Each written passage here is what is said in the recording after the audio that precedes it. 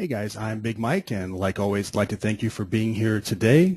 Today we have a webinar with Adam Grimes of Waverly Advisors. The webinar is titled The Quantitative Discretionary Trader, Art and Science. The webinar is being recorded like always, and I'll post the recording on YouTube sometime tomorrow. If you are watching the recording at a later date and you like it, please do us a favor and give us a thumbs up. It does help us out. Adam has 2 decades of experience in the industry as a trader, analyst, and system developer, covering the full range of liquid markets and timeframes from scalping to long-term investing. He has traded privately for his own account, as well as held a number of positions at investment firms. He spent a few years at the NYMEX, and is now a managing partner and CIO at Waverly Advisors, which is a boutique research and advisory firm. At the end of the webinar today, we're going to be giving away 5 autographed copies of Adam's book, also titled The Art and Science of Technical Analysis. So you're going to want to pay close attention to the content that Adam covers today, as in order to win one of those books, you will need to correctly answer a question that is directly based on what Adam covers. The book giveaway will be at the very end of the presentation. There's also going to be a Q&A at the end of the presentation. In order to win one of the books, I will ask you for your BMT username, and that is how I will get in touch with you after the webinar is over, so I can get your address and get your autograph request. So please have that handy, as it is required to win one of the books. All right, guys, give me 1 second, and I'm going to turn things over to Adam to get us started.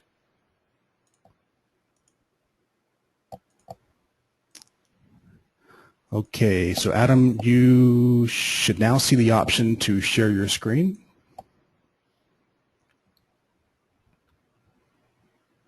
How's that? Does that work? Yep, there it is. Looks good and sounds good. All right, thanks, Adam. Fantastic. Thank you, Mike. So thank you, everybody. I'm very happy to be able to spend some time with you today and talk about markets and trading and a little bit about what I do. Rather than start with more about me, let's just jump into the ideas, because I think the ideas are what is going to be really important here, I hope.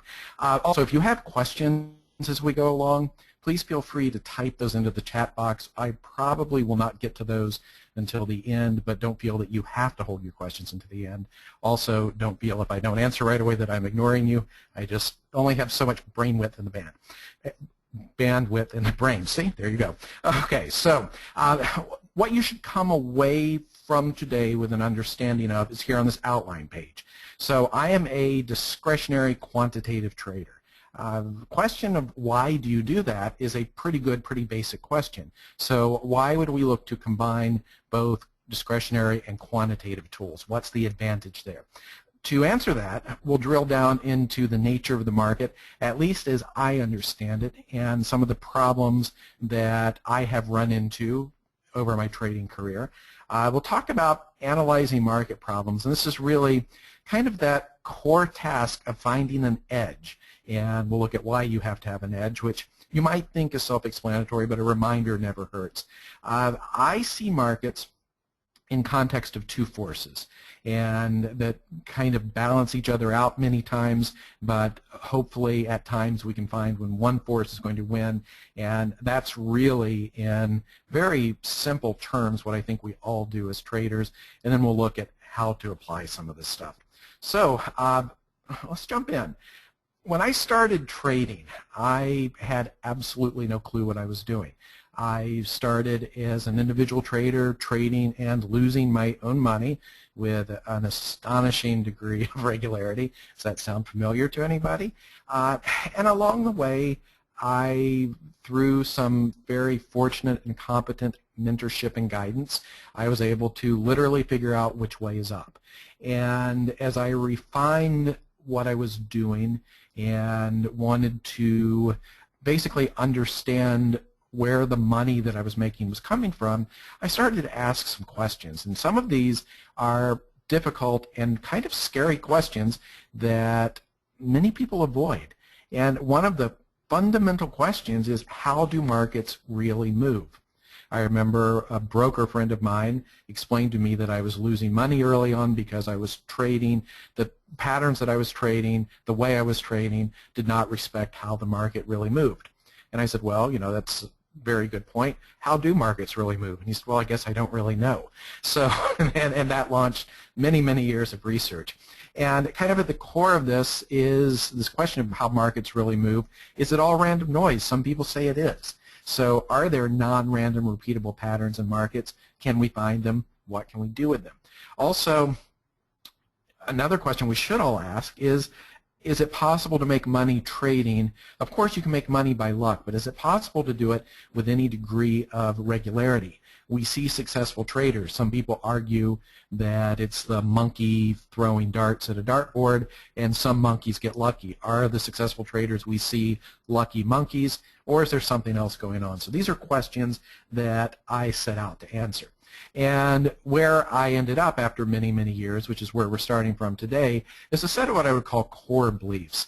And rather than lead you to, you know, we'll back into some of these, but let me just lay these out here at the beginning. So first of all, I believe that markets are almost always efficient.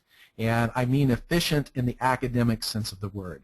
So this means that the price you see in the market for pretty much everything, assuming it's a reasonably liquid market, is usually the correct price. We don't find a lot of gross mispricings. There's no free lunch. However, markets are not always efficient. There are these points of inefficiencies, which is where we can make money. And these inefficiencies tend to come in spurts or runs. And that's really what we're looking for as traders and analysts. We're looking for those spurts of inefficiencies. And price movements are usually random. This means if you pull up a chart, if you pull up hundreds of charts of different stocks and go through them every day, you are looking at almost entirely random data. And I think a lot of people have spent a lot of time trying to tease patterns out of randomness, and there's just nothing there. And this also, you know, for those of you, and I can say this because I was that person for a long time, if you're searching for the Holy Grail, if you're looking for some secret analytical method, some secret ratio system or whatever, it doesn't exist. Market is too random. There's too much noise out there. Behavioral factors play a big part, and this means the mistakes and the emotions of traders, something a lot of people are writing about. I don't think it's quite as easy to capitalize on these as people would have you believe, but it's important to understand the emotions that drive the market because you're going to make some of those same mistakes. And, you know, last, I think that this is more academic but kind of interesting. We talk about efficient markets, and that is, most of you are probably familiar what I mean. If you're not, then just Google the efficient market hypothesis, and you can read for hours, and your eyes will probably glaze over it. There's also this idea that market efficiency may be an evolving process. And what I mean is if you can imagine the markets being like an ecosystem. So you have predators and prey. And what happens? Well, the prey animals evolve new camouflage, and the predators then get more efficient so they can continue to eat the prey animals. And this is sort of what happens between different groups of traders in the market. Andrew Lowe has written about this. Victor Niederhofer also has written about this. So I think there's probably some useful, whether or not it's true, it does seem to be true, but even if it's not, there's some interesting lessons for us, useful lessons as traders. So the bottom line, price movements are mostly random. It's really hard to make money in the market, but it is possible. There are some patterns in prices. We'll look at some of those, and behavioral and psychological factors really matter. Let's turn our attention a little bit to this idea of randomness.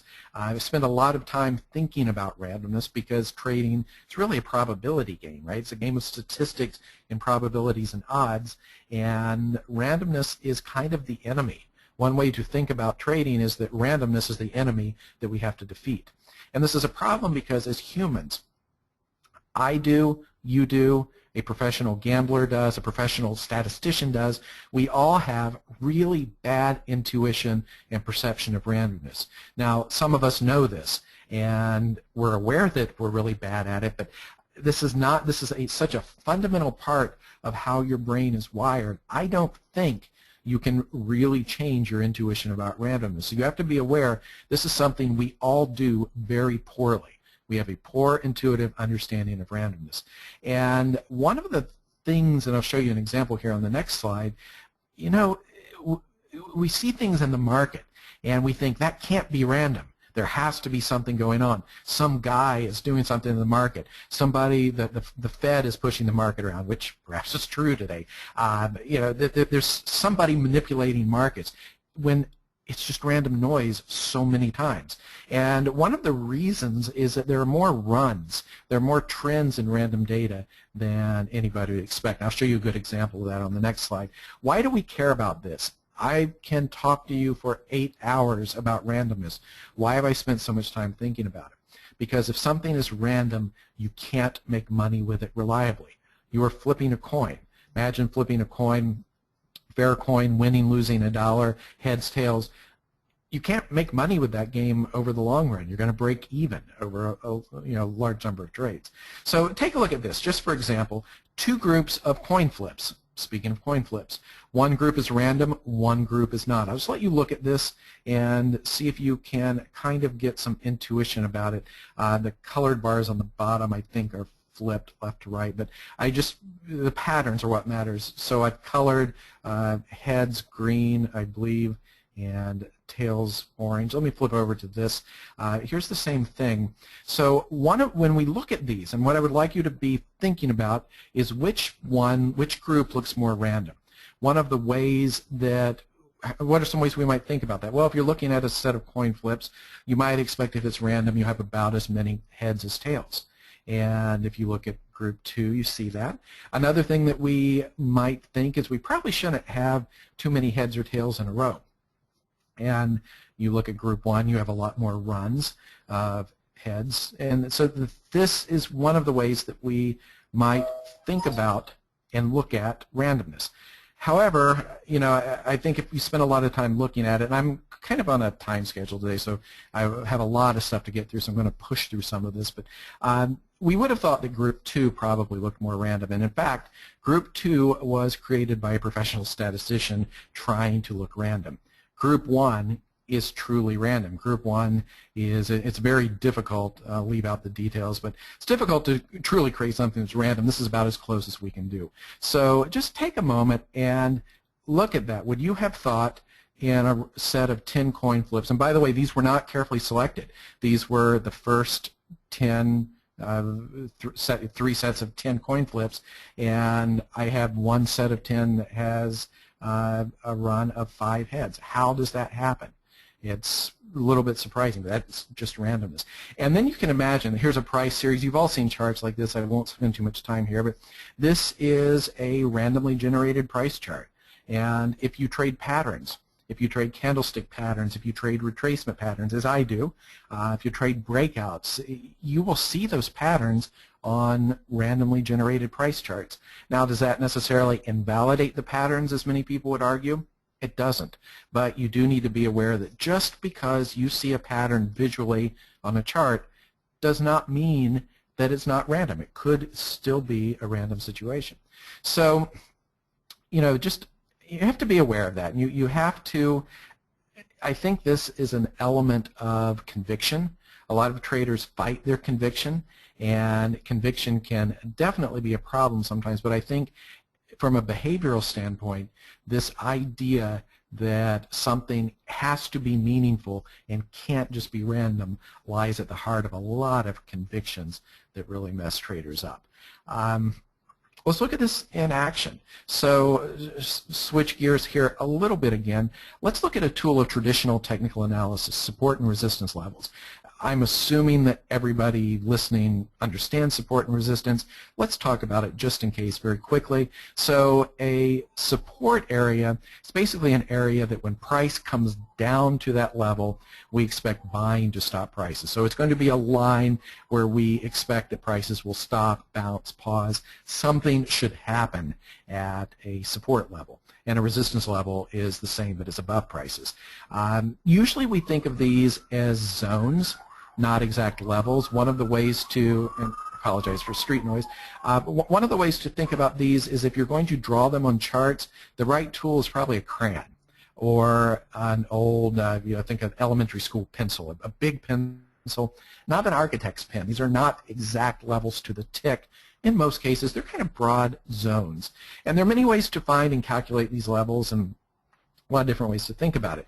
I want to show you some support and resistance levels in action. So these levels were calculated for Baidu at the end of 2010.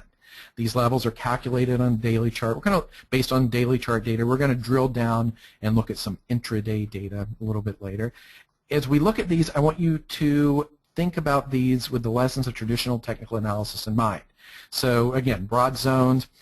One of the things that happens is when support is penetrated, so price comes down to a support level, that support breaks. Then when price bounces back up to the old support level, we expect it to act as resistance. It's one of the classical things that happens with support and resistance.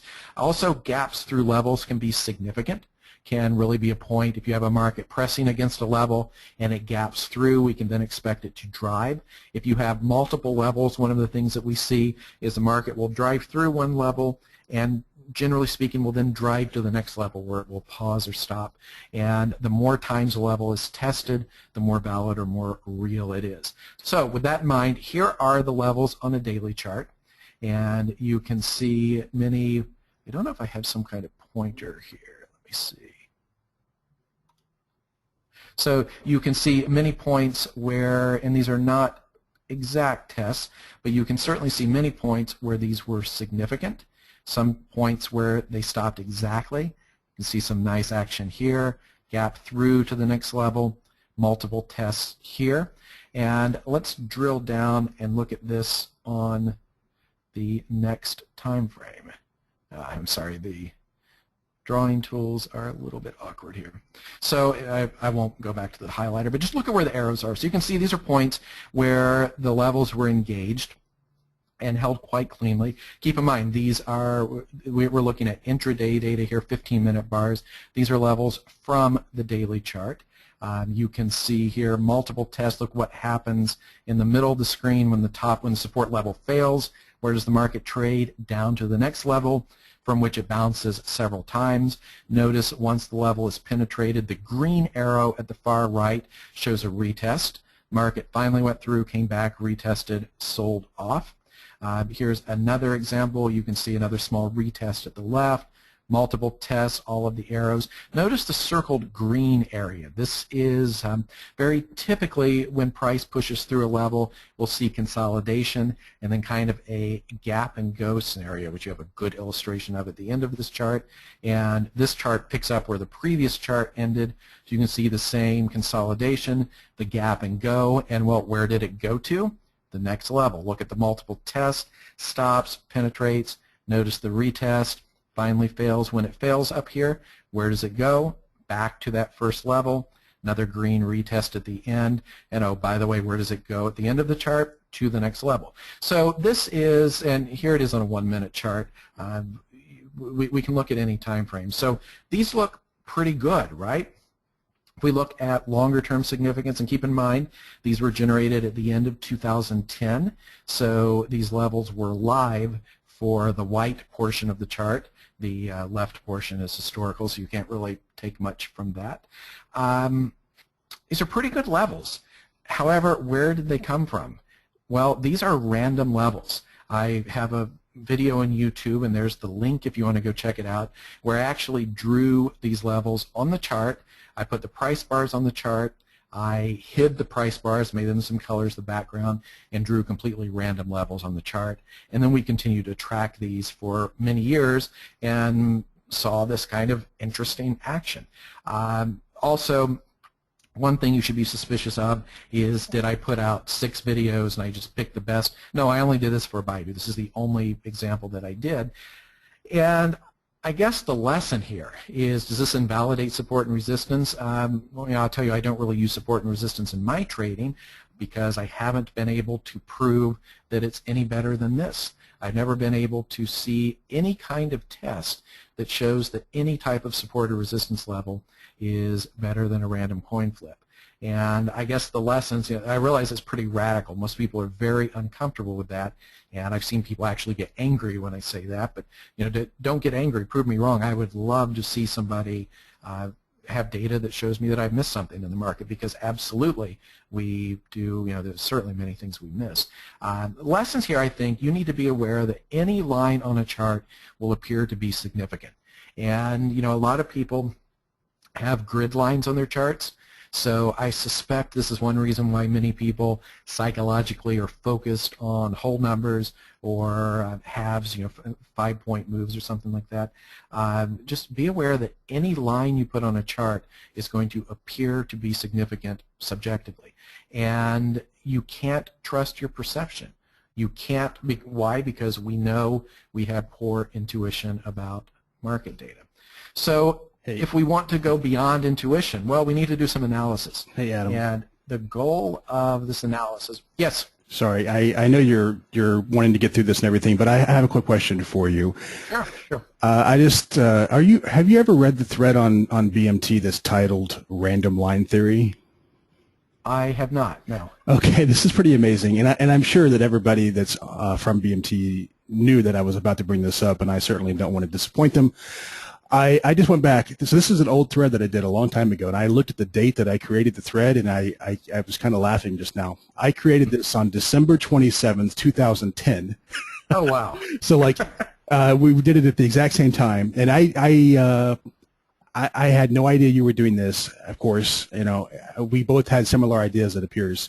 I used a random number generator from a website and generated a bunch of numbers every single day. And at the end of the close, okay, I would generate numbers. I would put them on the chart, and then the next day I would take a screenshot and try to demonstrate to the group how price interacted with those levels. And of course, the point that I was trying to prove is the same as yours, of how it's up to our interpretation. Anyway, I was kind of laughing because you mentioned how sometimes people get upset, and that's what happened in the thread. I got a lot of people really mad at me, but okay. Viciously angry. I've seen people really angry about this.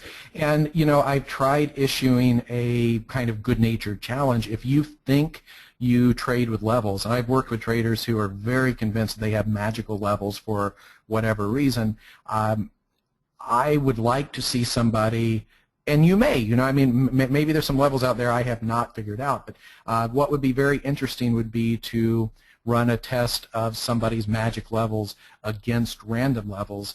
And even, you could even do this as a somewhat subjective test, but nobody has really been very interested in doing that. And I think this is, to me, there are a number of serious challenges for traditional technical analysis, and this is one of the most serious. And it's something I think we all need to think about a little bit more. That's fascinating. We did that at the same time. Wow. Okay, so let's go on and think about, if we want to be able to separate the real from the random, how do we do that? Well, we need some way to pull out a valid signal. And there are a lot of tools. There are a lot of statistical tools, and some of them work very well, and some of them may be misleading at times, particularly in market data. Another thing that we need to think about, it's one thing if we find a pattern, but is it economically significant?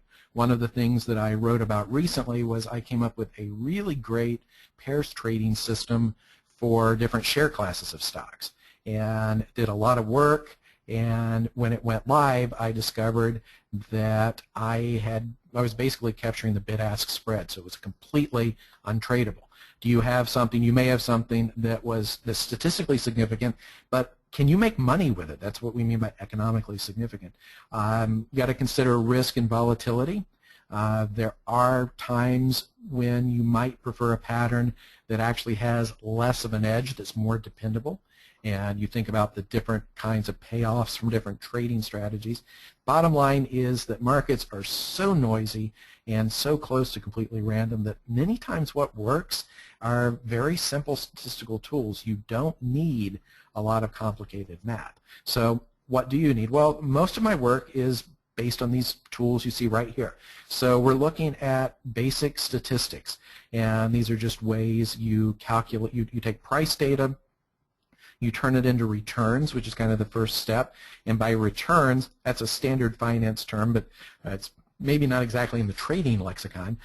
Returns just means percent changes. So you take your daily price changes, turn them into percent changes, and you do have an issue there with back-adjusted futures data, so it's something to think about. And then you start with just looking at what's the average return, how spread out are the returns, how stable is that over time. So we're trying to understand something from a quantitative standpoint about how the market moves. Simple statistical tests, linear regression is very useful for a lot of market modeling. I would avoid nonlinear regressions because there's so many possibilities to literally curve fit, and you can create great models that just don't carry forward. Hypothesis tests, significance tests, looking for stationarity. At the very least, if you find something, you probably want to slice the data into 2, 3, or 4 different time slices and make sure that it looks pretty stable through those, and if not, you need to understand why. As far as actual test procedures, one of the most useful things is an event study methodology. And I'll get to that in the next slide. But general advice, you want to do some work by hand. So I don't necessarily mean doing regression by hand where you could take months to do a single line, but there really is value in getting your hands dirty and really seeing the data. So don't just trust whatever system you're using. Really do some work by hand. And for traders, that means I'm a big fan of doing chart work by hand. So print out charts, draw on charts, make charts yourself. As price data comes in, actually physically draw the charts. There's a lot of value in that in terms of learning. You also, however, want to make sure that you look at a lot of data. So it's not necessarily, if you're developing a system, let's say you have a day trading system for S&P futures, who doesn't, right? And you've developed it on the last 2 months of data. I'm probably not as interested in that as something that you've been able to show stability over multiple years. So you also do want to look at a lot of data. You want to be very careful. A lot of the tests of technical analysis basically involve what I would call shotgun tests. People will say, well, we tested 3,500 level of variations of filter rules. Well, you didn't really. You just threw a bunch of things out there, and if you had found something, there was a good chance you would have data mined something that wasn't significant. But I think a more, let's say, intelligent way might be to have an idea. So a way that we think the market moves or should function, and then how can we encapsulate that idea into a pattern in the market, and then see if that pattern is there. So it's all driven by a why and an understanding of price dynamics. And if you're just starting out, I know when I started trading, somebody had said something like that to me, I just said, thank you, that's absolutely worthless to me because I don't know anything about markets.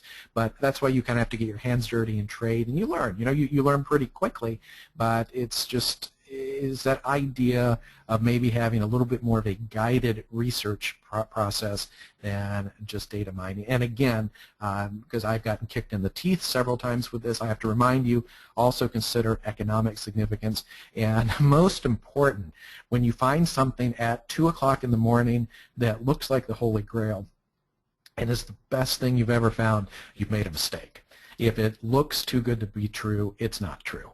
There's so many places that we can put the thumb on the scale in a very minor way, makes a big difference in the results, and completely invalidates the results. So, stay skeptical, my friends, I guess. Event study methodology, there's a lot of stuff written out there on this, but let me talk to you about how I do it. So first thing you want to do is define a test universe. I think it's important to represent all asset classes. If you don't trade all asset classes, that's fine, but I think you need to understand, let's say you're a currency trader, why would you not also want to understand stocks and commodities? Why not, right?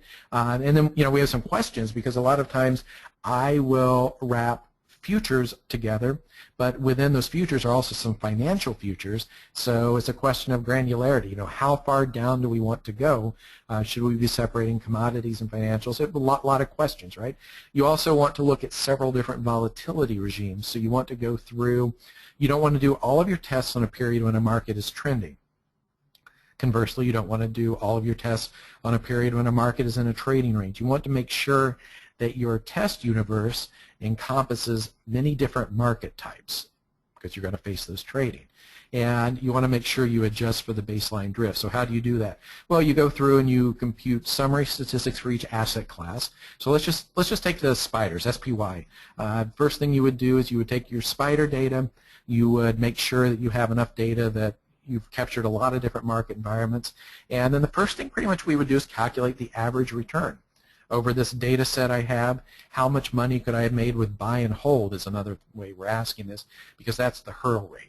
If you have a trading system, if you come to me and say, Adam, I have this wonderful long system for stocks, makes 5% a year every year, not interested, right? Because you can make more money with buy and hold, so why accept the risk of trading a system?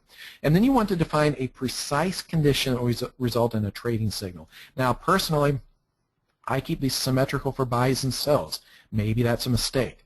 You can certainly argue that there could be some asymmetry there. If there is, I want to understand why. So that's why I start, you'll see everything I do is really based around the idea of keep it simple. Keep it as simple as possible. And then programmatically, you just walk through each bar of the universe looking for this trading condition that you've defined. Could be as simple as today closes above yesterday's high, and for a short would be closes underneath yesterday's low. And once you have identified that condition, then what you do is you go out however many days, weeks, minutes, whatever period you're looking at, and you get the return for every time after the signal occurs. And then you line them up. So if we have 100 occurrences of the event, what we would do is we would then average all of the n+1, the next day returns, and we would produce a composite return for that, and then you have to compare that against the baseline. So, and I've written about this in other places. Again, I'm kind of be happy to take questions on this, but just to go relatively quickly, you'll see some outputs here, and I want you to be comfortable reading these when we see them. But the summary tables that I have in this presentation, buys are on top, sells are on the bottom. They're also separated by asset class, equities, futures, and Forex. And probably the number that you really want to pay attention to is in each of those three columns, the first, which you can see on the chart, first is days, and then 11.3. So that means for this particular signal, that's 11.3 basis points. And what that's saying is that the first day after this signal, the universe of stocks was up on average 11.3 basis points over the baseline return. So that's, and then you can ask the question, is that significant or not? So, and again, I'll show you some more of these later. I don't want to get, I could spend hours again. I have tested a lot of the traditional tools of technical analysis, and there are some edges there. We'll talk about where some of those are, but one thing that has made me very skeptical is that pretty much anything you feed into a system like this, you will not find a statistical edge. The things that people are using as far as, check out my blog. I look at touches of moving averages, moving average crosses, a lot of indicators, Fibonacci ratios.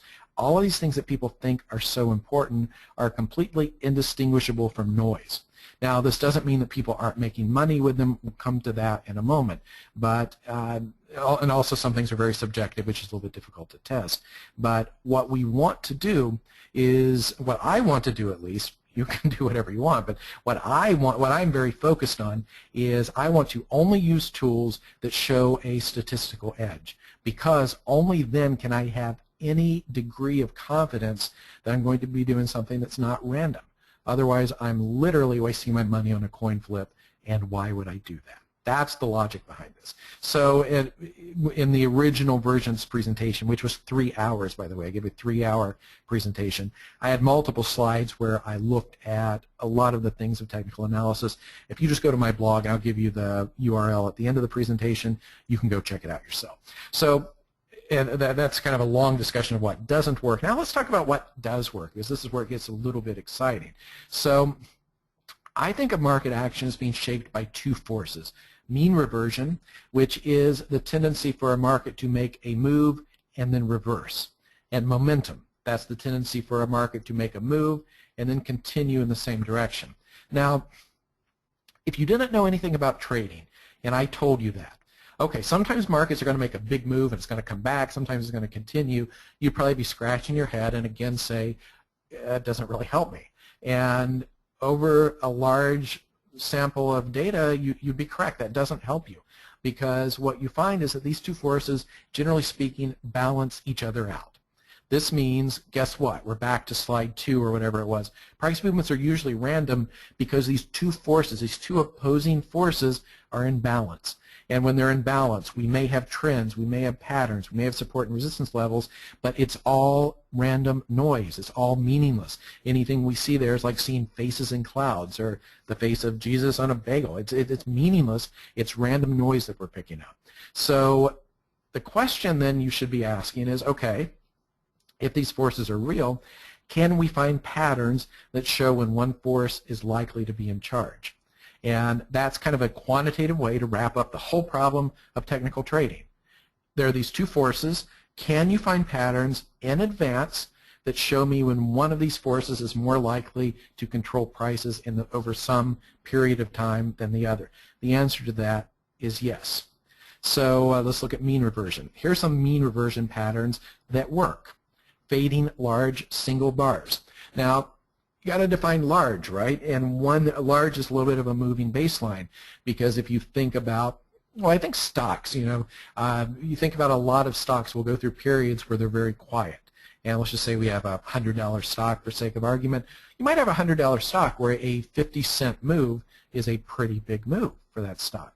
But then you might have that same stock, maybe it reports earnings and becomes very volatile, and all of a sudden a 4-point move, a $4 move on the day is not really that big of a move. So you want to have some kind of measure that adjusts for the current volatility of the market. And if you find that a market makes a large move relative to its current volatility, that's a move that, generally speaking, we can fade. We'll dig into that a little bit deeper in a moment. Fading in-day runs. I write in here. You can replace it with any number. So if you can develop a system with, say, trading the S&P, where you're looking to fade 3-day closes in the same direction or 5-day closes in the same direction. Whatever number you use there will show a statistical edge. You can also fade breakouts of in-day highs or lows. These are standard channel systems. And I'm going to show you some problems with those in a moment. We can fade large excursions from moving averages. I'm not a fan of moving averages. I don't really use moving averages in any way that makes sense to a lot of people, but I do have a moving averages reference on most of my charts. What really matters is where price gets very far away from the moving average. And again, we can define that with some kind of moving target based on volatility. Keltner channels, I use Keltner channels. You can use Bollinger Bands. There are other tools that will do this, but what you generally want is some way to show that a market has moved far from a moving average. And again, if we're aware that the market is very random, maybe we should be careful, suspicious of precise values. And that's one thing, a lot of my early trading career was based on silly indicators, and I would be agonizing over whether something had moved a tick enough to justify me getting into the trade or not. And now I would tell you that's nonsense. So much of it's noise. Why are you focusing on noise like that? Here's the kicker. And again, this will make some people angry. Why will it make people angry? Because so much garbage is taught under the umbrella of technical analysis. And one of the things that you are always told is you can apply any tool to any market in any time frame and it will work just the same. You ever heard that? You've been told that? Have you read that on a website? Well, actually, that's probably true, because most of the things those authors are talking about don't really work at all. So you apply them in any market, it still doesn't work. I don't think that's the point they're making. I will show you some very real differences in the way different asset classes move. And you need to think about the same thing intraday. So here is I blew this up a little bit bigger, but here's some statistics around fading 3 sigma closes. So what I mean by 3 sigma is if you look at the volatility, what's the average move of the past 20 trading days, and this is basically 3 times that. It's 3 standard deviations, but if the math makes you a little twitchy, it's a move that's roughly 3 times as large as the average move. It's a way to think about it. It's not exactly quantitatively correct, but close enough. And let's add another condition that it closes in the top 75% of the day's range after opening in the bottom 25%, and that would be flipped for short. So what we're looking for here is a bar that opens near the low, closes near the high, and is a big day. If you were to fade those, what you would discover is, and look at equities, please. So this actually I will go to my highlighter here. So if you look at the equities buy column, you see the next day you're going to be up 0.25% on average. Now that may not seem like much, but that is a significant statistical edge. And you're going to be up 54% of the time as opposed to a little more than 50. If you look at the sells here for stocks, you see a lot very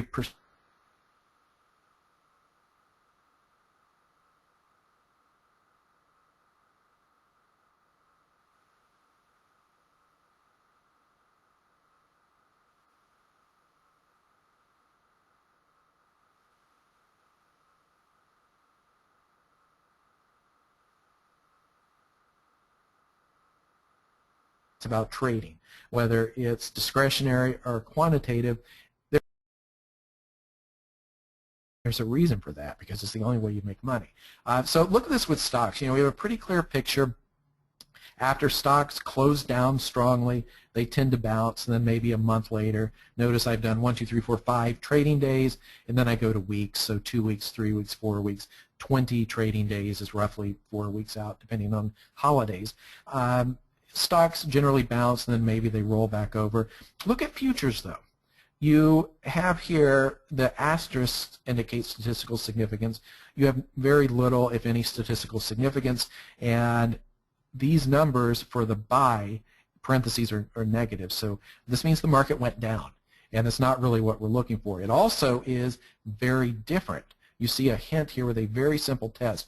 Folks, it doesn't get much simpler than this, right? You're just looking at fading a big day. And here with a very simple test, you see evidence that futures move differently than stocks. And look at currencies. Very small numbers and really nothing that we can distinguish from noise.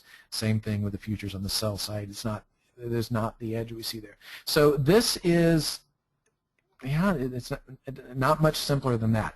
But this is quantitative evidence that asset classes behave differently. Let's look at channel breakouts. What's one of the other things that you hear all the time? Trend following. You can see so many books and websites and people talking about the glories of trend following. Well, one way to be a trend follower is to buy breakouts of 20, 50, 100, whatever, pick your number, day channels, and short falling underneath. It's a very classic system.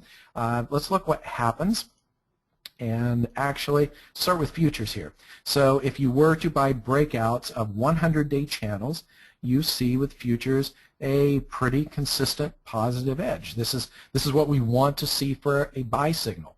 You look at Forex, maybe the numbers aren't quite as impressive, but you still have something that looks broadly positive. However, look at stocks. What? So it doesn't work. This is a buy signal that is generating a very consistent and very attractive, by the way, relative return. So, you hear people, when people run trend following funds, what are they trading? They're trading futures. Why? Because it works. And you look here, the sell for futures is consistently negative. The sell for equities is consistently positive.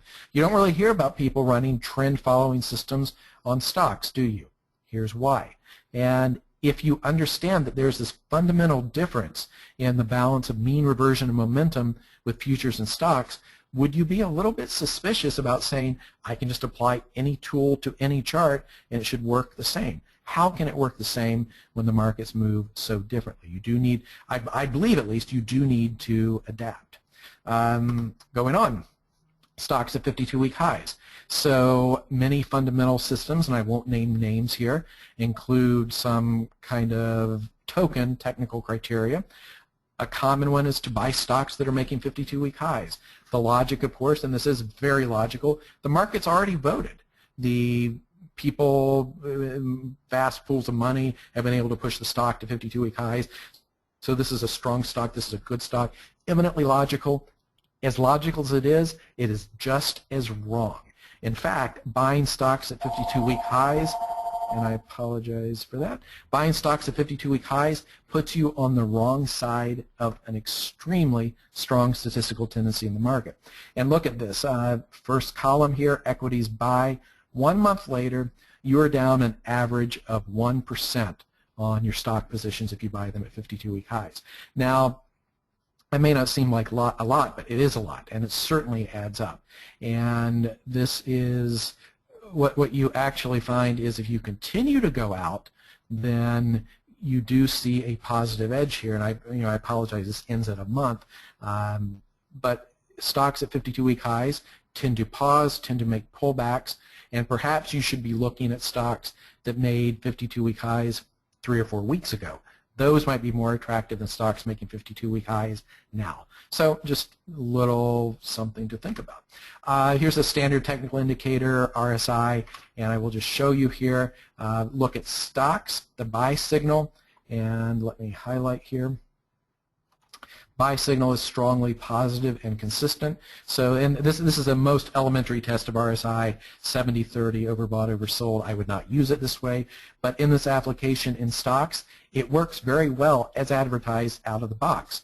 It is a colossal failure in futures and puts you on the wrong side of currencies because why? Currencies trend differently than stocks, and again, something you need to be aware of. Momentum, let's switch gears. So momentum is the other side, right? This is where a market makes a big move and we're looking for continuation in the same direction. A couple patterns that work with momentum. Now, curiously enough, I am very critical of technical analysis, yet I'm a technical trader. I wrote a book on technical analysis. One of the things that technical analysis does well, traditional chart patterns can capture the setups for momentum. And I suspect that's one reason why people do find utility in those patterns. Here, however, so volatility compression, this is the idea that when a market becomes compressed, meaning that, that the current volatility levels are low relative to its longer-term volatility levels, that market is primed to make a trend move. And if you look at the examples that I've marked on the chart here, I have 2 different historical volatilities. Historical volatility, I'm just looking back over a time window and figuring out how volatile the market was.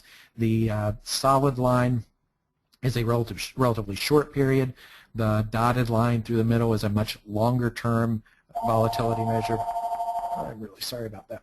And what we're looking for is a point where this ratio becomes very low. And I've highlighted these points on the chart. Now you can see these are not particularly attractive chart points. I don't think I would have seen anything to trade at any of those levels based on the chart. But let's look at a test of this. So what we're looking for here is a 5 to 40 day measure of average true range. And we want to make sure that the current, the 1 week average true range is less than half of the longer term average true range. We also want to make sure that today is a large day. So if today's range is 5 times the average true range of the market, then we have a signal. We want to make sure that the current day closes in the top 50% of the range. Now I will tell you, I don't have a test, but I will just tell you those bottom 2 criteria. Today's range is the greater than 5 times the, I'm sorry, that's actually not what it says. Today's range is greater than the 5-day average true range, so it's a larger than normal day. I'm glad I saw that before somebody corrected me. And today closes in the top 50% of the range. That's a day that normally we could fade. That is a day that is going to be some variation of that 3 sigma test that I showed you earlier. However, when we add the criterion of having this volatility compression, then something changes. And what you find here is that rather than snapping back, this market tends to continue in that direction, both to the upside and the downside.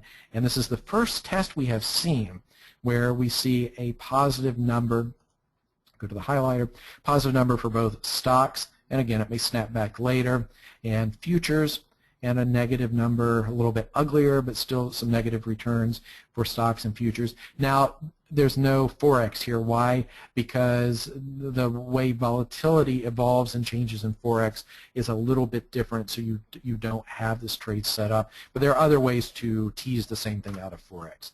Pullbacks. I am a pullback trader. I trade a lot of pullbacks. If I have one main trading pattern, pullbacks. And here's a quantitative test of pullbacks. So we're going to use a 20-day exponential moving average. We're going to set Keltner channels around that moving average, and we're going to require the market, I have a visual example here, so the market closes underneath the channel, and then we are allowed to short when it comes back to the moving average. So what we're looking for is a close outside the channel. You do a close or a touch outside, but just the idea of the market pushes outside the channel to show that there is momentum in that direction, and then we're looking to enter on the pullback. Now, it doesn't matter. So I might go on for hours about how moving averages are not valid, and then I'm showing you an entry here on the moving average. It's the idea that matters.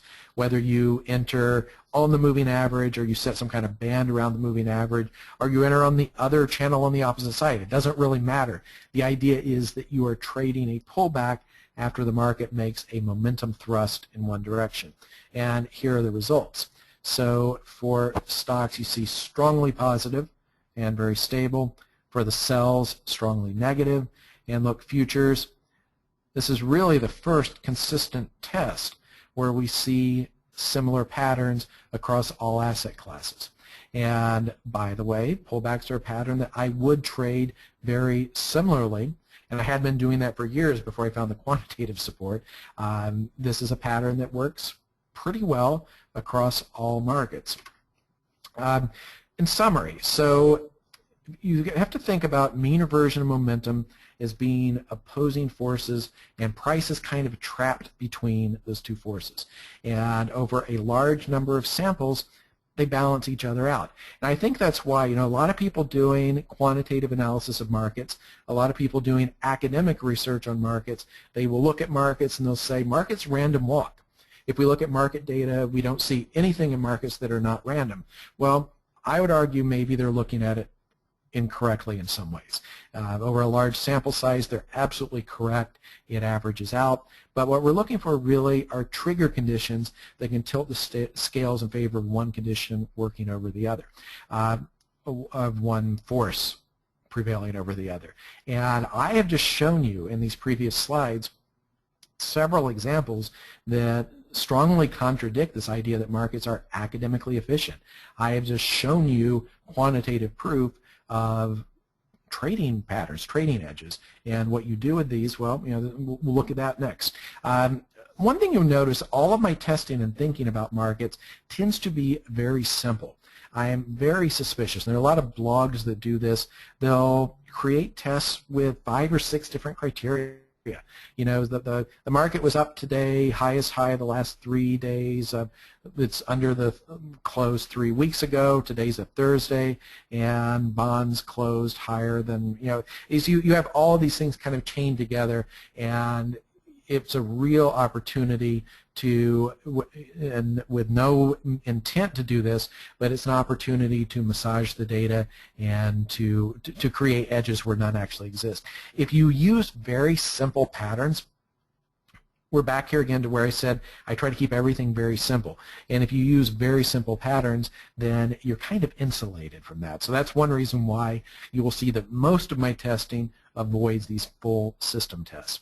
You have to understand the balance of these forces, how they apply in your individual markets. So what do you do with this? Well, first of all, and here we've kind of crossed in some of the behavioral stuff. I will tell you there's more to successful trading than knowing what to do. I can tell you exactly how to trade a market profitably, and you may be completely unable to do that. Successful trading comes from understanding correct principles, but also what you do matters a lot. The problem is that I think a lot of the education that's out there is actually misinformation, and a lot of the things that people are doing and encouraging people to do, the things that just simply don't have an edge. However, what many traders find, once you do understand how markets move, it's still, it's not the lock that unlocks the room to riches, right? You would think that having these statistical patterns, well, now you can go forth and prosper. It doesn't work like that. I have a quote from my book here. It's not really that the market's against us, it's that the market sets us against ourselves. The marketplace evolved as competitive traders trying to take money from each other. Prices move because of people's emotions and people's reactions. So You probably knew that, but what you might not realize is that then, by definition, when you are immersed in that environment, you are going to have emotional reactions. By definition, you are going to be encouraged to do the wrong thing at the wrong time. The market seems to make you make mistakes. It's not really the market. It's that the market is kind of a reflection of your own psychology, and that's really something you have to be aware of. Another problem is that most people are not prepared for the extreme variability of trading results. Let me show you an example here.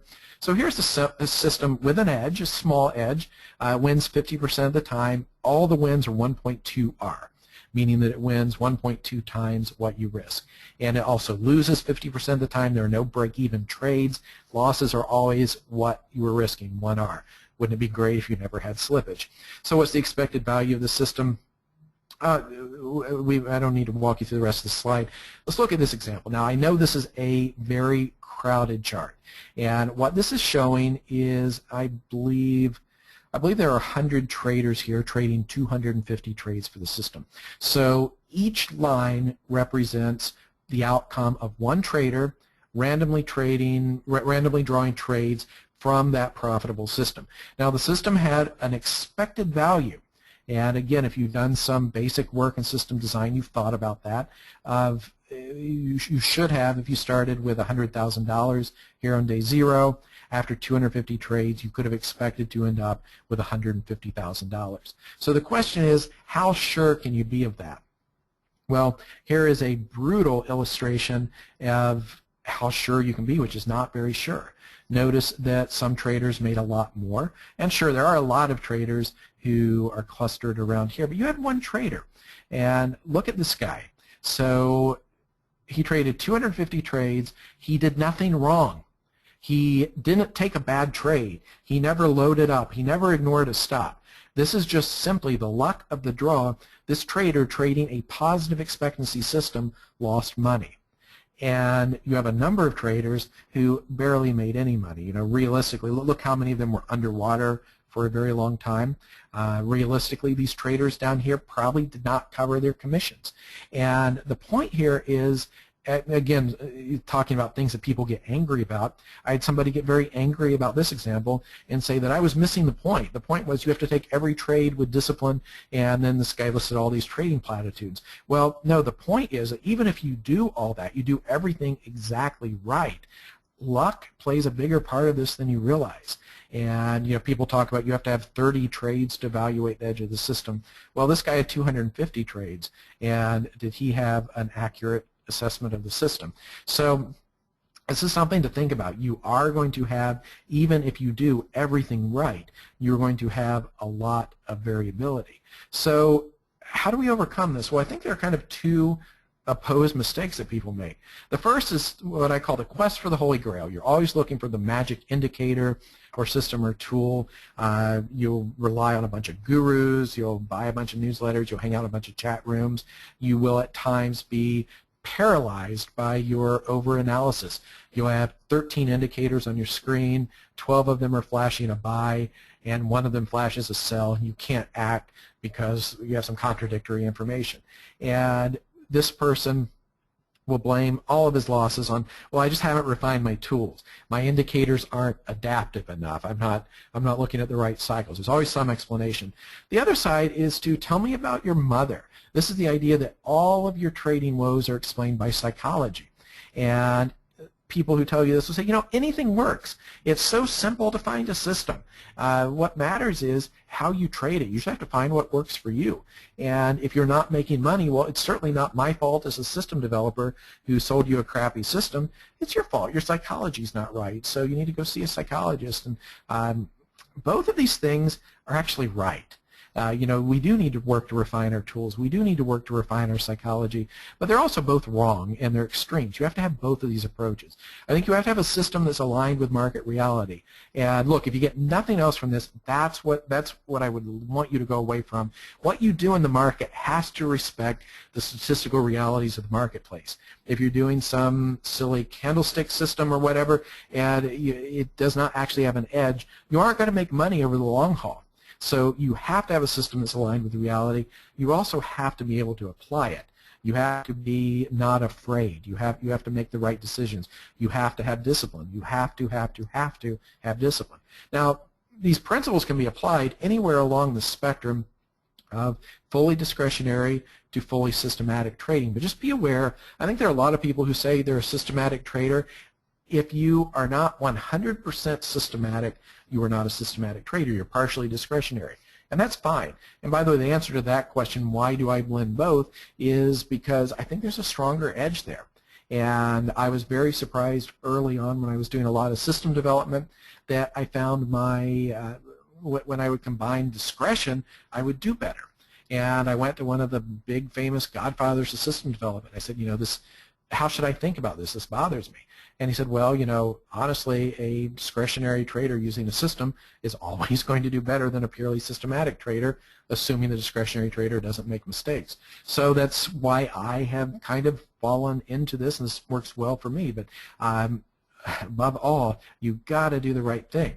And if you act on your natural emotional tendencies, you'll kind of automatically do the wrong thing. I'm going to move a little bit faster here. I've covered some of this in other places, but let me just hit you with two styles of trading. There's with trend trading, which tends to look for positions that will go with an existing trend, and counter trend, a trader looking to fade. And there are a lot of different ways to do this, but in general, what I would tell you, I think a lot of people struggle in the market because they're trying to trade a system that isn't really aligned with their psychology. And I just told you that I think a lot of the trading psychology stuff is overblown. Well, yes, it is, but also what you do has to feel right to you. If you are the kind of trader who wants to put something on and just let it work, then you probably should be trading a trend following system. Because generally speaking, with trend systems are systems where you want to put a trade on and then do as little as possible. Just wait for your stop to get hit, move your stop. And this is a more passive mindset. Counter trend traders, you can be a counter trend trader and you have a profit, it's just there for a flash. You've got to pick up the money when it's there.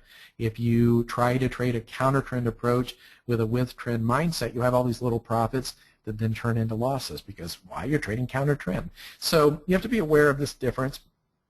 And if you're struggling and developing a system, then this is something that you might want to think about. However, I would also say I have found that it's useful to trade both. And maybe this is not right for everybody, but I find that if you only have a with trend system, then you'll try to force all market action into that with trend basket, and you'll find yourself taking a lot of quote stupid trades that after you look after the fact and it wasn't really a trade because you were just looking because the only thing you had, and here's kind of a cute example, say if the only tool you have is a hammer, then every problem looks like a nail. And it's something to think about. You might want both. Trading mean reversion, the basic concept is we're going to trade large moves. Markets probe areas looking for stops. There's a lot of different ways to do this. Some people will simply scale in. A lot of mean reversion traders are very comfortable being wrong and being more wrong and being more wrong and adding to the position. That's a part of mean reversion trading. And another danger, another thing that makes it difficult to learn trading, there are all these trading sayings, right? Never add to losers. Well, if you're a mean reversion trader, you're going to be adding to losers. That's what makes your system work. So the problem is that you have all of these sayings that only apply to certain kinds of trading, and if you don't separate that out, then it's very confusing. I have a pattern here, and I'm going to kind of skip over this so I don't actually feel the pattern is that important. I'll make sure to get you the slides in some way so you can take a look at this. Failure test is a specific pattern that is an alternative to just fading a trend. What you're looking for is market to probe beyond the level and then reverse, and I have several examples here. It does very reliably catch the extreme of trends many times. The problem, of course, is that it will many times catch not extreme, so you have a lot of losing trades. That's fine. You have to manage those. If you are trading counter trend, you want to be careful of this environment. So this chart is from 2013. This is the S&P. And a market normally kind of bounces back and forth.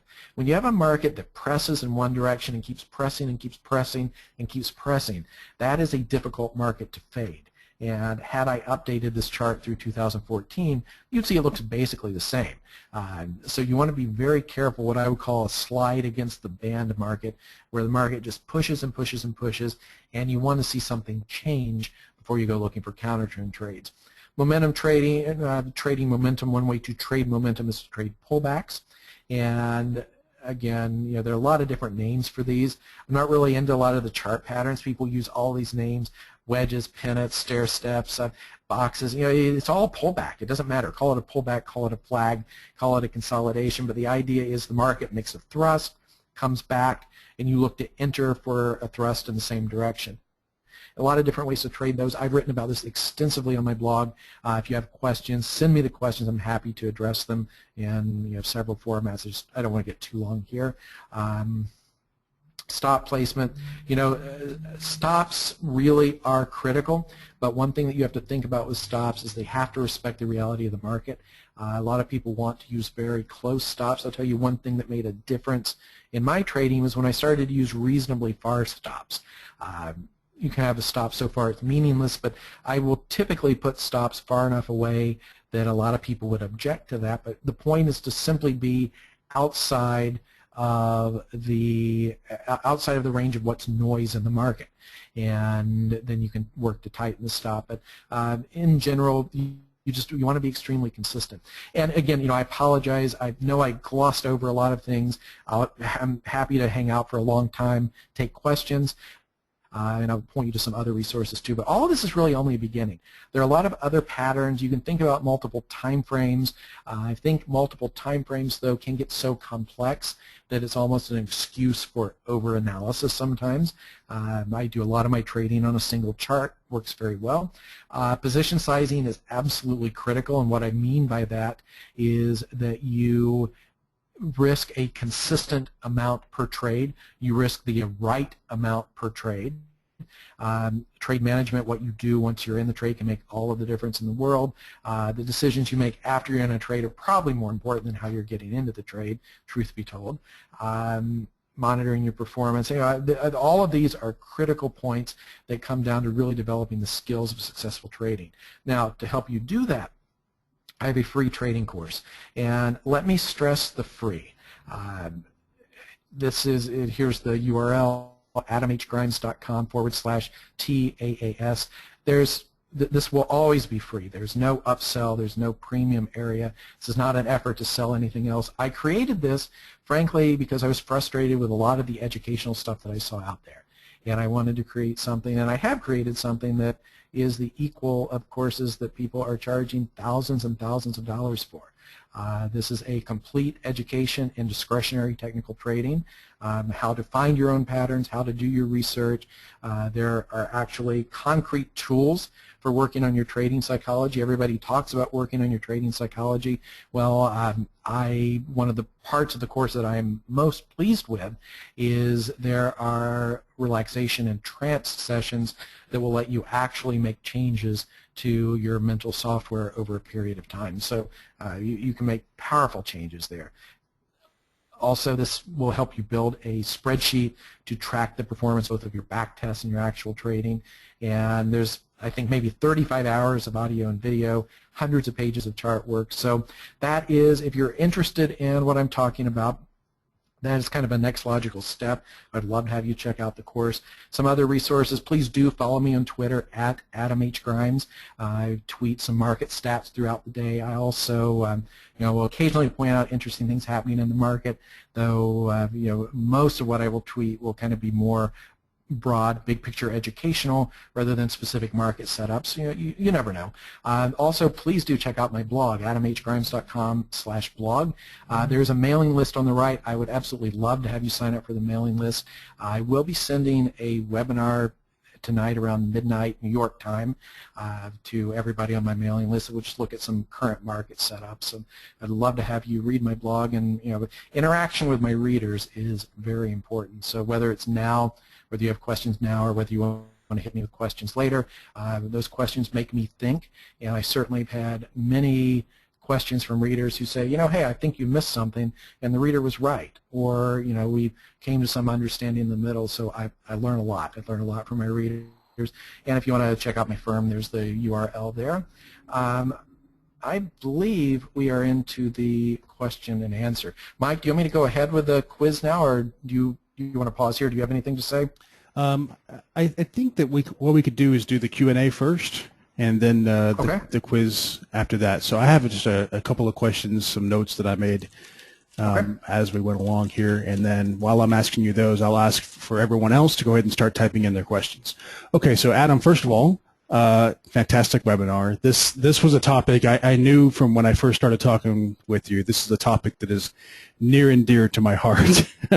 And I really appreciate your time for coming on and expressing this in such a compact way. I think it's going to do a lot of good to a lot of people. So, first of all, do you use MATLAB, R, Python? What do you use? So I do a lot of my work in, I do a lot of it in Excel, do a lot of it in TradeStation. I also use Stata, and there's some, people pronounce Stata, whatever. I also do a lot of work in Python, and I'm working on actually a Python programming course, but that is a project that is many months down the road before that will be done. But you can actually do a lot in, one of my arguments is there's no excuse for not doing this work. If you want to understand markets, you can get free data from Yahoo Finance, and practically every computer in the world has Excel or some variation of Excel, and you can do a tremendous amount of work in Excel. And if you want to kind of go to the next level, you don't have to spend money. You don't have to spend $1,000 on MATLAB or something. But if you want to kind of go to the next step, you can learn to program VBA, and you can do some. You can do things in the code there that are a little bit difficult to do in the spreadsheet. But I think if somebody is starting out, I think I have a love-hate relationship with Excel. I think most people do, but it's a powerful resource, and it's there. Everybody should use it. Okay. A couple more questions, and again, anyone else that has questions, go ahead and type them in now. So, Adam, how do you feel? What are your thoughts overall about trading an individual product, whether it's futures? A lot of people on BMT trade futures. Versus trading like a basket or portfolio of products all together. What do you think? Well, I think diversification is a two-edged sword, and if you're a technical or tactical trader, you can very easily be over-diversified. I don't think there's much point, say for instance, holding a basket of 15 stocks. At that point, unless one is massively overweighted, then I would ask the question, well, why do you hold the others at all? But if you have enough things, then you start to kind of approach the market and look like the market. So in general, I have found the best results with probably holding anywhere between 3 to 6 positions. There are plenty of times as a stock trader that I will see a lot of setups. I'll see similar setups in a sector. And then, if you have, let's just imagine something we can't even imagine now. If you have like 13 fantastic long setups in energy stocks, well, maybe I should have the XLE instead of having 13 stocks. So there'll be times that I will trade a sector instead of individual stocks. But I think it also varies with the market environment. One of the things, if you look at the news cycle over years, people will announce the death of stock picking. And then a few years later, well, it's a stock pickers market again. So I think there's some things happening with the correlations that may make one more favorable at times. Right. Okay. Speaking correlation, that was actually my next question. So what about, I don't know, let's give a few examples. So you're trading the ES, which is what I trade, okay? Yep. You're watching the dollar, you're watching treasuries, you're watching, I don't know, VIX I like to look at. Recently the yen has been in play, the euro. But what are your thoughts on correlation? And a lot of people like to trade crude if you want to use that as an example of what to look for. Again, I think it's a double-edged sword, but I also think it's useful. I have it on my charts. I'm curious what you think. I generally, now I haven't day traded S&P for quite a few years, so maybe the environment has changed. I want to be careful of speaking authoritatively on something I'm not an authority on anymore, but in general, I would definitely err on the side of simplicity. I think that a lot of correlations and connections. People say, well, correlation, if we're talking correlation mathematically, one thing people don't realize about correlations is they change a lot. They change a lot and they change dramatically, and you just can't depend on any stability. You have this relationship between stocks and bonds where they're supposed to move in opposite directions, but then they'll go through periods where they don't really influence each other, and then they'll move in the same direction, and then that will break down. And that's just kind of the natural correlation with all markets. I mean, maybe everything is so electronic and so fast. I think there was a time many, many years ago when you could have watched Merrill, for instance, maybe gotten some signals for the S&P, but it seems to me that things are so fast that I would probably tend to focus on one market. But, again, if you find utility in it, there's no way to say that's wrong. All right, let me move to some questions from some members here. So Roberto is asking, if the data is generated by people and the generated data is random, he's referring to one of your earlier slides, does it follow that people are trading randomly? Not necessarily. That's always one of the arguments against markets being random. The line of reasoning runs, well, people are making decisions in the market and they're buying and selling for reasons. And because they're buying and selling for reasons, their actions are not random, therefore prices can't be random. That line of reasoning I just laid out is absolutely wrong.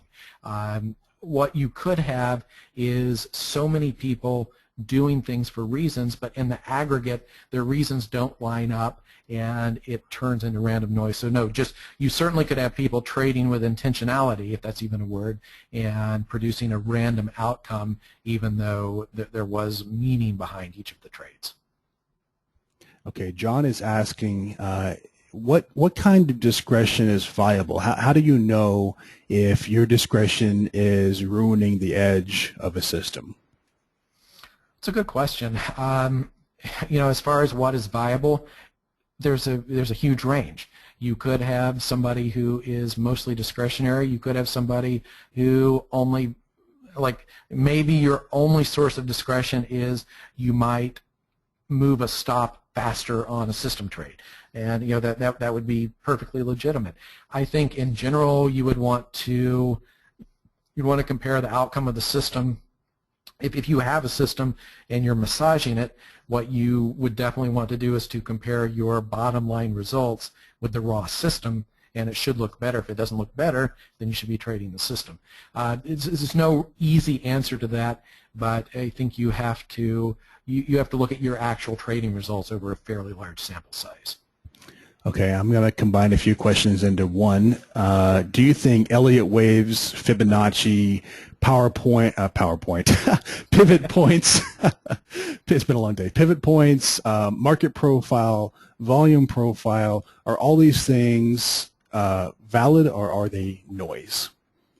Well, you listed a lot of what I would call kind of different categories of things.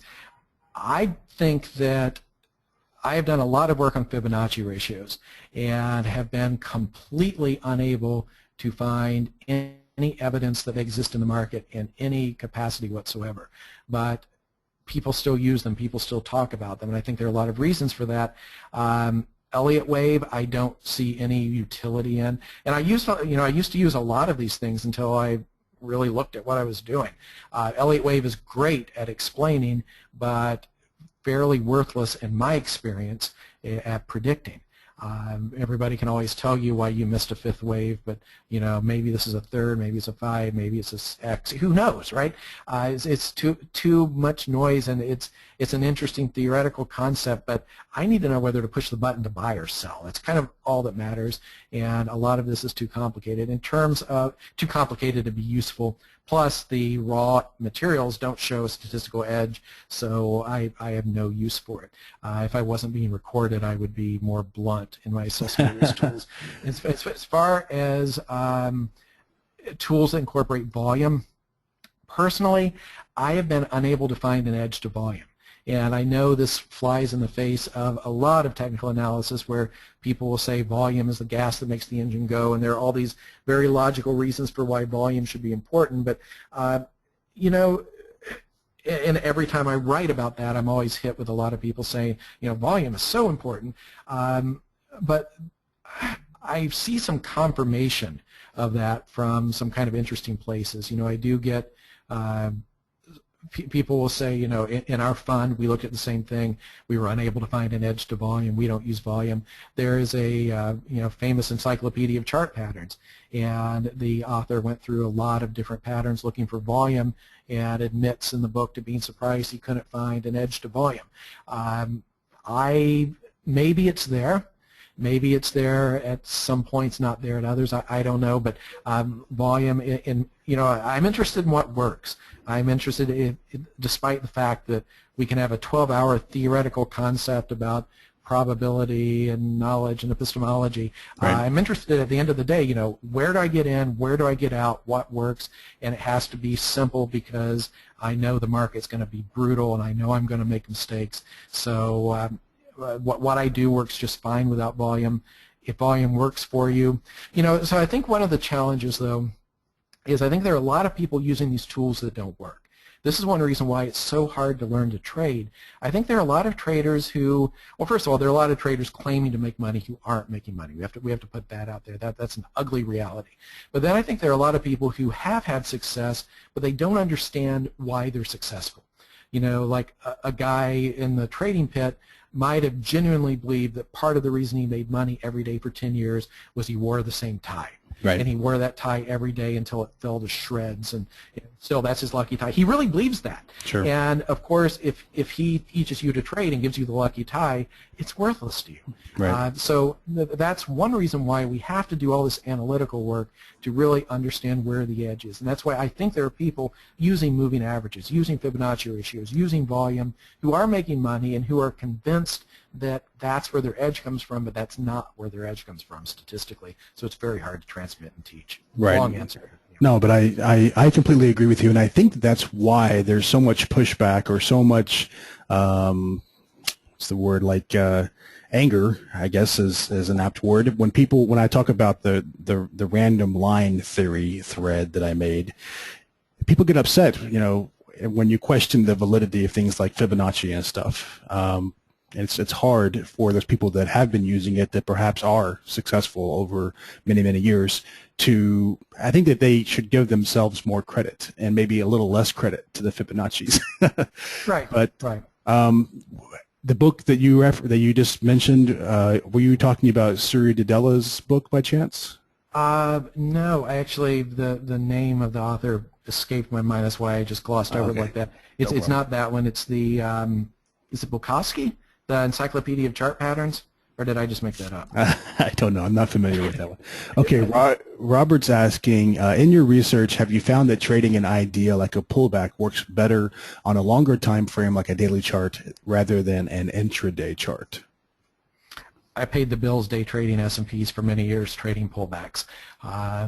You can trade monthly pullbacks on currencies. So I think that is an example of a pattern that applies with fractal regularity to markets. I do think there's a lot of scalability with the patterns. Okay. And how are we okay on time on your end? On my end, yeah. I have all the time in the world, so yeah, okay. I carve time out, whatever. You might want to go back one slide so we can see your contact info as we keep doing some more, yeah. Okay, Eugene is saying, is it realistic to develop a system that can recognize whether a market has greater tendency for mean reversion or momentum and then adjust dynamically, or would it instead be better to have two separate systems, one of each? Well, philosophically, is that the same thing? Or so are we talking about you would basically have a system that works in one of those modes and then is managed by a meta system to tell you when to switch to one or the other. So I think we're kind of getting to the same end. I guess the question that I would ask is, should I have a system that tries to identify market regime? Because that's what we're talking about, right? Is this a trending market or a ranging market? And then to apply appropriate patterns. Or if I'm doing a systematic approach, should I just trade the patterns? As a discretionary trader, that is quite a bit of what I do. I'm thinking, okay, so we're entering an environment, and this is a part that may be a little difficult to teach. We're entering an environment here where I think breakout trades are going to work because I think we're transitioning from this market to this market. Now, I can do that as a discretionary trader, and I think that's probably where a good dose of the discretionary edge comes from. I'm not sure I can do that systematically. So, I think your real question is, should you be separating market regimes at all, or should you maybe just have a system that trades one or two patterns? If you're a systematic trader, there are plenty of systematic traders who are just trend followers. There's nothing wrong with that. There are also plenty of systems that just fade extremes. So, my reference to needing to trade both was from a discretionary standpoint. I guess as a system trader, I would ask, is that necessary, and how am I going to manage those two systems under the umbrella of one trading book or portfolio? It's a good question. Okay. And by the way, we do have several people confirming that, yes, the name of the book is Encyclopedia of Chart Patterns. The author is Thomas Bulkowski. It's always nice to know I didn't just make something up. Okay, Greg is asking, hey, what are your thoughts on scaling in and scaling out, versus all in, all out, and how would you test the efficiency of these? Depends on the kind of trader you are. I tend to be an all-in and scale-out trader. There certainly is, and that's just me, but I'm also an all-in trader who's very fast to admit when I'm wrong. I think that's kind of one of the reasons it's hard to teach people to trade. It's because it's such a strange thing, right? You look at this data, and then with utter conviction you go in and buy the market, and then on the next bar you might, oh, I'm wrong and I'm out. And that's just not how people have arguments usually. You're looking for more reasons that you're right. So I find it very easy to walk away from trades. I tend to be all in. I tend to tighten stops quickly. I tend to use pretty wide stops and then tighten them pretty aggressively and scale out. I think anything, it depends on the patterns you're trading. If you are a counter trend trader, you probably will have better results scaling in. If you're a trend trader, scaling in probably exposes you to mean reversion. So here's where if I was just selling a trading course, I might say anything works. You just have to figure out what works for you. But the reality is that all of these things can work. You just have to make sure that it makes sense with the type of pattern you're trading, with the type of system you're trading, and also with your psychology. If you're, I would be careful. One thing I've seen with a lot of developing traders is the scaling in many times is driven by timidity or by somebody being afraid, and that's not good. So if you find that's a problem with your psychology, the first answer is probably to trade small so your losses don't matter, and then it's just to go all in when you get a signal, go fully in. So long answer, they all work. Right. Yeah, I mean, it's you mentioned this earlier, but I was joking around with some friends. I want to create a thread on the forum titled "Bullshit Trading Axioms" because there's just so many out there, like you said, that just don't make sense, or they're too universal in their approach. They don't make sense for everybody, and people consider them like the Bible, like they cannot violate these rules, and they're really just tying both their hands behind their back. Right. Those rules don't exist. Even a good one like always respect your stops. That's a great rule for most kinds of traders. But there was just an article out looking at a lot of fundamental hedge funds which really get their edge from being wrong and buying more when they're wrong. And that's right. That works in a certain kind of market environment and for a certain kind of trader. So there really are no universal trading rules. Right. ETN, and I hope I pronounced that correctly, is saying, hey, Adam, have you tested the ADX indicator as for it being a good trend strength identifier? It's a great, very lagging trend strength indicator, and I haven't found any actual use for it in trading. It lags too much. Frank wants to know, does all of this work on any time frame, such as a 1 minute, 5 minute, 30 minute, etc.? Well, you have to know your market. In general, trading short time frames I think is a little bit more difficult. In most markets, you will have more noise, you will have more kind of weird random things, but the concepts apply. And the concepts scale with proportion.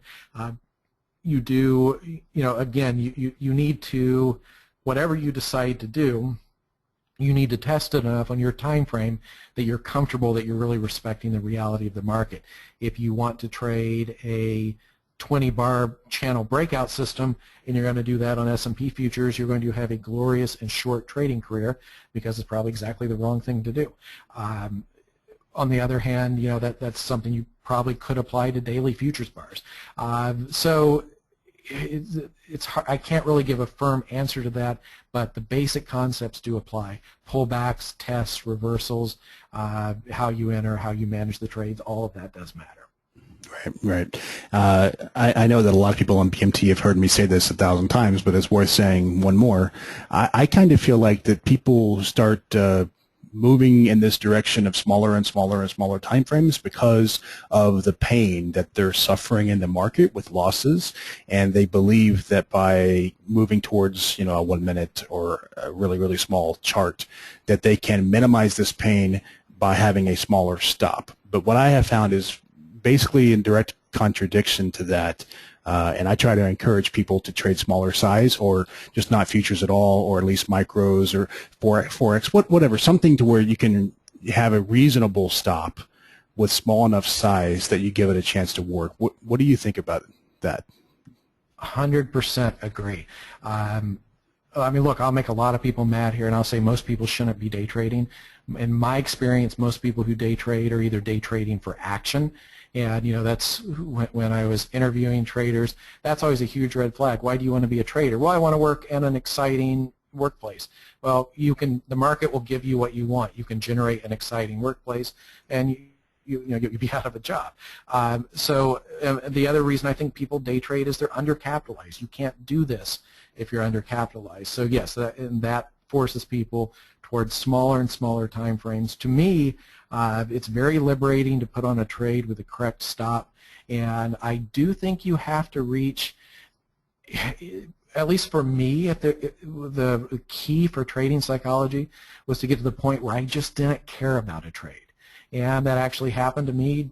It was that lesson. Finally, I think I arrived there. I made money for years trading the S&P under quite a bit of stress, S&P and bonds, and my lifestyle was not. You know, I broke phones sometimes. It was not a good thing. It wasn't until I was trading quite a bit of stocks in the financial crisis that I had some points where just like, you know, I don't care what happens with this trade. I'm just flipping the coin. It may work. It may not work. Got my stop in. If my stop gets hit, then I'll move on to the next trade. And it's hard to put into words because it's an emotional learning experience that you can't fully understand rationally. But it was just that point of being like almost clear of emotion. And it doesn't mean that you're reckless. It doesn't mean that, you know, like if you're trading client money, then you have a huge fiduciary responsibility. And of course you care. You care about so many things, but the outcome of each individual trade is not something you can care about. I think most people should probably move toward higher time frames, bigger stops, slower trading, and then the key really is that each loss has to be so small that it's inconsequential. You don't care. Particularly when you're learning, you need to be able to lose over and over and over and over again. And if you're saying, you know, well, there went my car payment, that was such a stupid trade, you're not going to be successful. You have to reach a point where you are clear of that emotional baggage, and it means, well, I think one of the keys to that is really the losses have to be so small relative to your account size that you can lose 10 times in a row, and you're not happy about it, of course. No one likes to lose 10 times in a row, but you're not devastated, and your account isn't really torn up, so just stay small. Right. No, I 1,000% agree, and I've tried to convince people this. I think it's what I've witnessed is a lot of people will lose money, you know, early in their career, or even worse, they'll make money earlier in their career, but they end up losing money at some point, and then they feel like they really can't trade smaller because if they were to do that, how are they supposed to ever make this money back? And you know, I don't want to turn this into an 8-hour webinar, but we're on the same page. Cam has a question, and I want to kind of set this up for just a second before I ask the question. Whenever you enter a trade, before you actually get into the trade, do you have a predefined target in mind, or do you like let it go and see, you know, what it'll do? Because Cam is asking, how do I hold the trade longer? How do I find out if the trade is going to stop or if it's going to keep running? Well, the first thing you realize is that you can't know in advance. Because why? Well, the market's really random, and you can't know with any degree of regularity which trades are going to go, and which ones aren't. I do both. I get into a trade. I always know, actually a lot of times before I know where I'm getting into the trade, I know where my stop is. I know where the market should not go if my trade is right. I know where my stop is. I get in, and then I will scale because my stop is based on the volatility. I will scale my target on the other side the same amount. So if I'm buying it, let's just use numbers. If I'm buying a $10 stock with a stop at $5, I would put my target at $15. And I just totally made those numbers up. But the idea is that there should be some proportionality, right? If my stop was correctly placed, then my target also should be correctly placed. If my target is beyond a resistance level, guess what? I don't care, because I don't think those things are real anyway. And I have hundreds, thousands of trades that show that there's whatever. You know, it's like some will hit my target, some won't.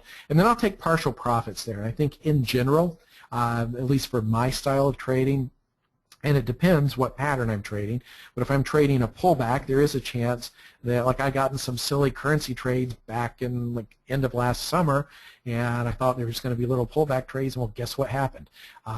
It just trends and trends and trends, and so then I'll tighten a stop beyond those, and or I'll tighten a stop on those. And there are plenty of times with a trend trade, once a trade, and that's a trade that starts trending, not a trade that I knew was going to trend, because I don't know anything. That's kind of my basic assumption. There are plenty of times that I'm just tightening the stop, going, just take me out of this trade. Just let me ring the register and take me out. And it's a great feeling of freedom. And like, say you're long and you're pulling the stop up under previous lows, and you're going, just I almost just want to be taken out of this trade just so I can be done with it, but you can't get out that way. You just have to keep tightening the stop, and you're forced to keep making money. So that's one way to do it. But again, if I can kind of read into that question, I detect a little bit of anxiety, and I think the answer is some of these other things that we're saying. You got to be trading small enough that the economic impact of that loss or that win is insignificant, and only when you've shown some consistency at insignificant size, then you can increase your size and start to fire for effect, to use an old artillery term. But really, you have to be operating from a place of emotional clarity. Right. There's probably 20 more questions, but in the interest of time, I'm going to read one final question, and then we'll move to the Q&A. But I do want to invite everybody that did not get their questions answered to contact you. So here's the last question, and then we'll do Q&A. So Steve says, Adam, do you have any specific recommendations for retail traders who are currently unprofitable despite several years of effort? And what steps do you suggest for them to turn it all around? Well, that's hard to answer because there could be so many things going on there. First thing I would say with regards to several years of effort, I think the average learning curve is probably somewhere around 5 years. I hear plenty of people who say, I've been trading for 2 years, I'm so frustrated because I'm not making money. Well, good, it's working as it should. That's part of the journey, that's part of the process. Expect this to take 5 years. If you can kind of get to the first step in 3 years, you're doing very well. By the way, what's the first step? The first step is covering your commissions. When you reach that moment where you are, actually I guess the first step is you're still losing money on commission, but you're breaking even on trades, so you're basically paying your commissions out of pocket. Your actual trades are breaking even. You're not even covering commissions. That is a step of accomplishment. And I've read about this in my book, and I've written about this on my blog. People aren't aware of that because you expect to just be making money, but really the process runs. First, you make money and you lose on commissions, and then that point where you're finally able to cover your transaction costs, your account is no longer going down. That is a major accomplishment, and that's 3 to 5 years in, so you should feel very good about that. And then you can work on making money, but it's really those first steps. And there could be a lot of things going on. Again, I think in most cases the answer is that you want to be trading small enough. I get a lot of questions like, I've been trading for 2 years, I'm still losing a little bit, but I'm doing better, but I'm net unprofitable, and I want to increase my size. All you have to do when somebody says that is point out, think about how illogical what you just said was. You definitely want to have, you want to prove to yourself, you want to earn the right to trade bigger, and that takes time. But basically, if you're not committed to a 5-year journey, and another thing actually is quality of learning.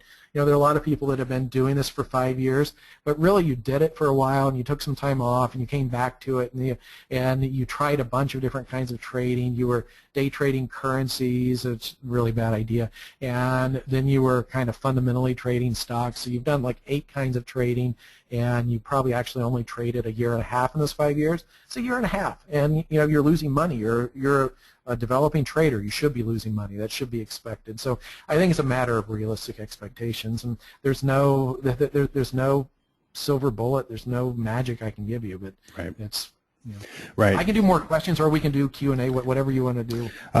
No, I agree with everything that you just said. I mean, one of the nice things, I guess, for me that's benefited my own trading is whenever I started BMT. It's been almost 6 years now, which is crazy. But when I started it, and over those 6 years, I get to see these patterns that, there's like 60,000 people that are on BMT. Of course, not all of them are making posts, but there's a lot that are. And I get to see these patterns, and they're repeating very, very often. And one of the patterns, one of the most prevalent patterns, is the rookie traders that are searching for gurus, mentors, trading rooms, signal providers to show them the way. And I've seen people that have been a member of the community for since the beginning, okay, that are active nearly every day. But the only thing that they're active in is seeking out someone else to teach them. And I really just want to kind of reach through the internet and slap them, because they're doing themselves a huge disservice, not just with the amount of money that they're wasting with these people, but and time, naturally, but I kind of fundamentally feel that they're probably learning all the wrong things. They're learning all those axioms that really are bad. And guys, please, I'm speaking from experience here, okay? So yeah, I would say, Steve, that one of the best things that you could do is to start holding yourself accountable, okay, and start having realistic expectations. And I've written about that a lot on the forum, but you got to stop looking for someone else and using someone else as an excuse, the trading room didn't do well today, that's why I didn't make money. Well, that's just never going to work. Anyway, okay, so let's do the questions, and I want to remind everybody that whenever Adam asks the question and then you guys type in your answer, I will be asking you for your BMT username if you're one of the winners, so please have that ready. So Adam, one question at a time, and what we're going to do, guys, is there's 5 books to give away. So on the first question, it's the first person with the right answer. The second question, it's going to be the second person with the right answer, and by the time we get to the 5th book, I will be picking the 5th person with the right answer. Adam, can you load the questions panel on your side so that you can help me find the correct answers? Let me see. Okay, I think I have it, yeah. Yeah, so you understand. So we kind of, I don't know what the word is, but by making it not the first correct answer every single time, it gives more people a chance to win, even if they're a slow typer. So you can help me pick the right ones, and then I'll get in touch with you guys after the webinar. Okay. Okay. So here we go. Question number 1. Humans have a very blank intuition and understanding of randomness. Okay. Okay. I think, well, you see the first one there, Alex. Okay, so Alex, I need your BMT username, please. So the answer is poor. Poor or bad, yes. Yep. Okay, Alex. Okay, got it. Question 2. Question 2. The goal of market analysis is to be able to distinguish real price action from blank. Wow, these guys are fast, aren't Wow. Okay, so looks like David? they? Yeah, so David L., I need your BMT username, please. Okay, so the correct answer is noise, right? Random or Noise or randomness or random noise, yes. okay. Oh, I see you've got the answers on your screen. Okay, good. Question 3. In market analysis, blank is often better. And I would take less or simple for that, and I think Henry got it. Okay, so Henry B as in boy, I need your BMT username, please. And question 4. When we find a pattern in the market's action after that pattern can be deceiving, we need to compare that pattern to the blank of the market.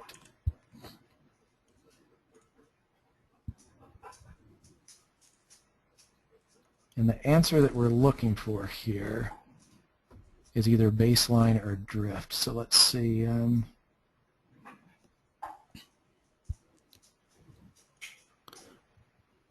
Yeah, and the fourth one, right? Yeah. So, I don't want to say the wrong one because people get mad. So you pick. I think I would take basis as acceptable. So that's going to get us to 1, 2. This is challenging.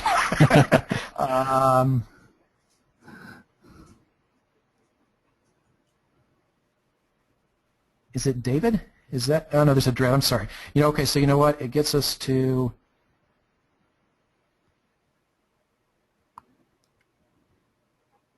It gets us back to Henry again, right? Okay, we can only win one time. Right.